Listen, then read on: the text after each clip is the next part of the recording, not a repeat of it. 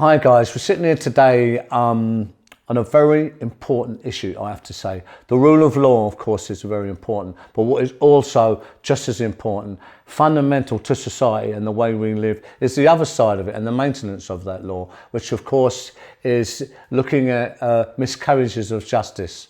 It has to be mitigated and it has to work both ways.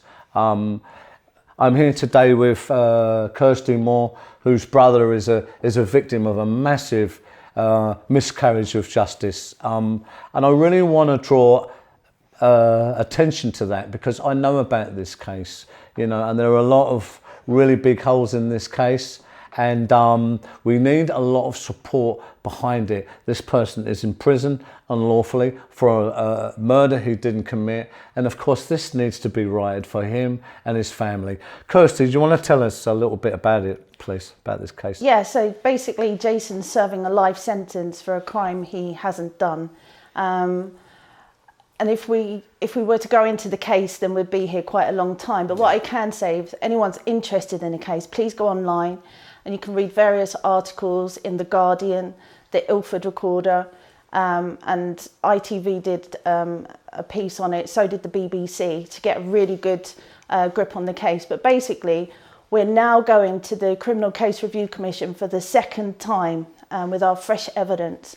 This is Jason's last attempt at bringing this injustice to the courts and hopefully, God willing, to get this conviction overturned. So we're raising awareness for the case. It's a really crucial time. We've got a new government gone in, all kinds of stuff going on in the media.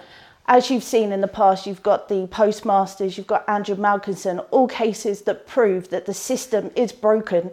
And we as the people need to raise awareness for this and hopefully start to get these issues fixed so other innocent people don't go to prison. As you're here with Stevie Gill and Linda's also a miscarriage of justice in her past, and there's many, many others. And if we don't get behind them, there is nobody else because the system is broken. And I've come here today with two campaigners here for Jason.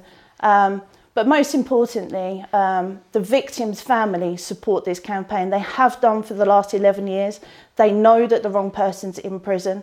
The Church of England have now taken a look and they're getting involved publicly. Sir Lord Ian Botham and many, many more. So it really tells you the strength of this miscarriage of justice. And what I need from you, the public, is for you to go online and sign Jason's petition at change.org/free Jason Moore and give my brother a chance.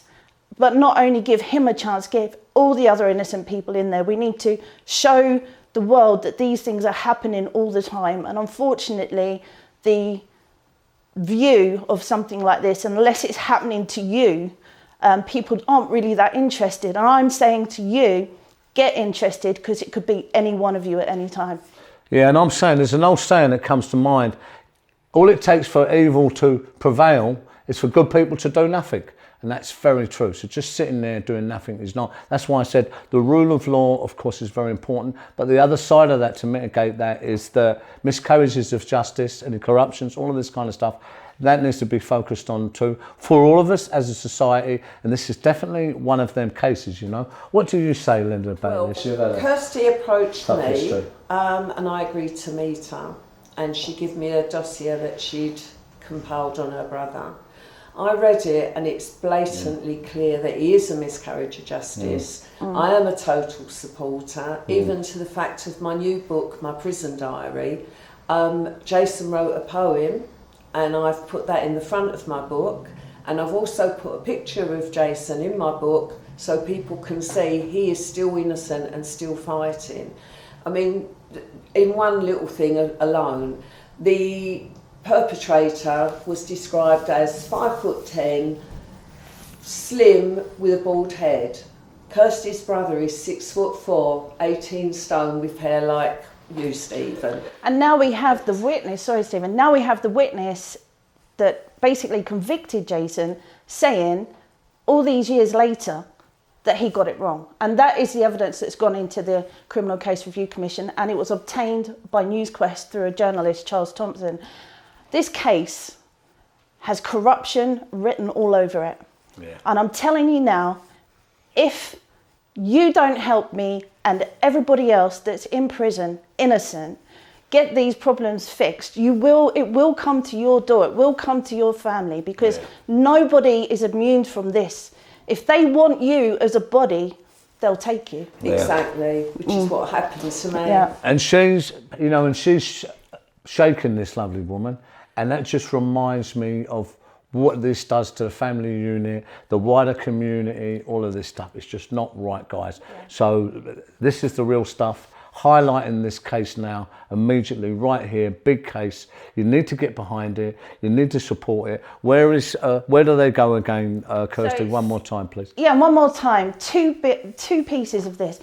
In UK history, never have you heard of a victim's family campaigning for the man that's been put in prison that killed their loved one. You haven't heard that before in this country. In this country, the Church of England don't get involved in cases like this. The Church of England can see it for what it is. For me, that speaks volumes. So it's change.org/free Jason Moore. And I really appreciate Please sign the campaign. And it's free. Sign the campaign, guys. Just don't sit there like I'm saying, good people do nothing and all that. Step forward into this one. Go to the website there, sign the petition. And thank you very much for getting behind this very needed, worthy cause now. Thank you very much.